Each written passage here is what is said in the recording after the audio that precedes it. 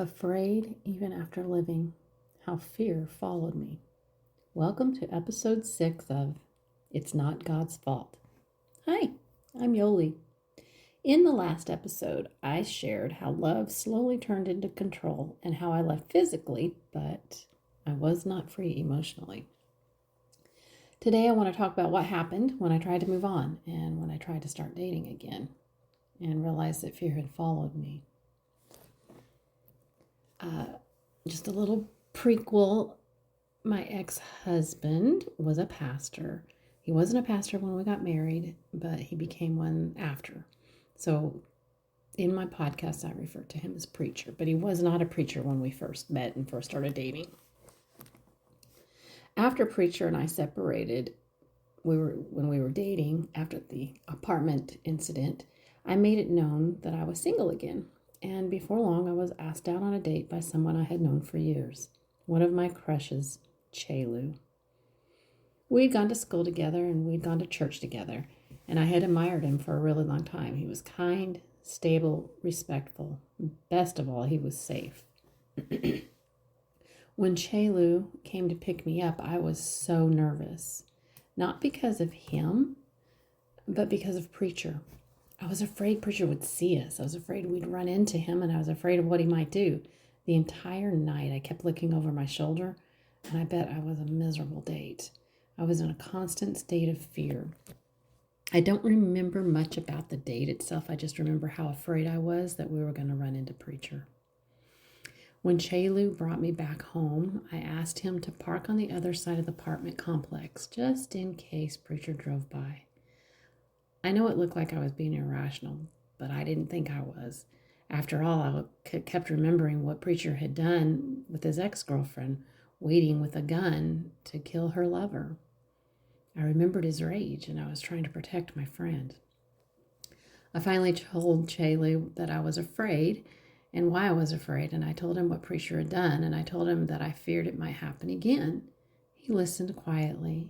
Then he asked, "Well, are you still seeing him?" And I said, "Well, no, but," and then he said, "Then what are you worried about?" And I said, "You don't know him like I do. He has a really bad temper." And that was true. And Chaylee just said, "Then there's nothing to worry about." Then he leaned in and gave me a kiss on the cheek, and we hugged. He didn't pressure or dismiss me. He didn't try to control me. He was gentle and kind. I told myself that he was too good for me, that he deserved better, that I would only bring him pain. I believed I was protecting him while I was abandoning myself. I lived by the quote, it was something that us Gen Xers had quite often, that if you love something, set it free or let it go. And so I let Chelu go. He did try to call, but I never answered. And I never saw him again after that. At the time, I thought I was being mature, but looking back on it, I was traumatized. I had learned that real true love, or thought that real true love, was dangerous. So I chose loneliness instead. For a long time, I thought something was wrong with me. Now, looking back, I thought something was wrong with me. Why did I ignore all the red flags? Why did I doubt safe people? And did I stay afraid even after I left? But now I understand. When we ignore red flags, or not when we do, but we ignore red flags because familiarity feels safer than peace. Chaos becomes normal to us, and it's all we know. Trauma trains us to survive, not to evaluate. So we stop asking what's healthy, and we start asking, how do we keep this from getting worse? Hope kind of edits reality. We focus on who someone was at the beginning or who we believed they would become rather than who they actually are. Empathy gets weaponized. Instead of asking, is this acceptable? We end up asking, what happened to him? So we turn danger into like a backstory. Self-doubt silences instincts.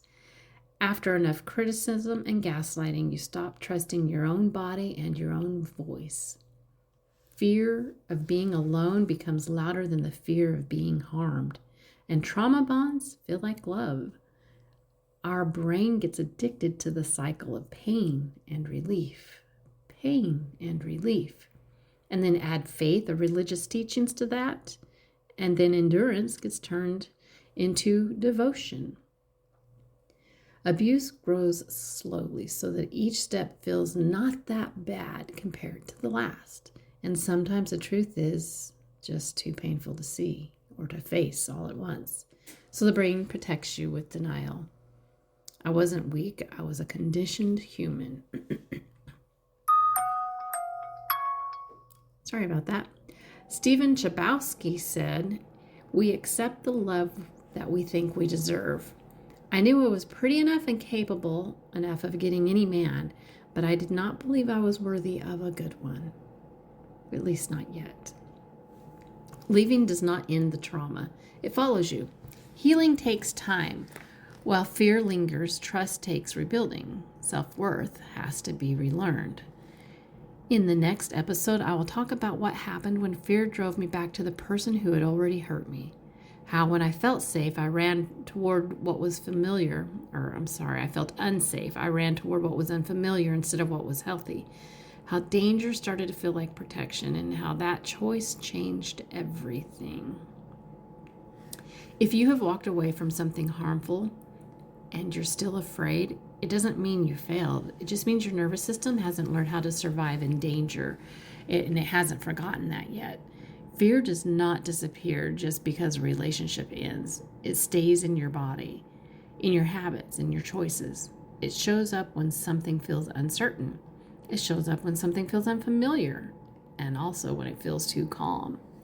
If you find yourself doubting safe people, pushing away kindness, or choosing loneliness over risk, it's not that there's something wrong with you. It's just that you're responding to what you were taught.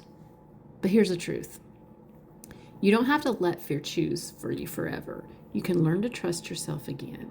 You can learn what safety actually feels like. You can learn that love does not have to hurt.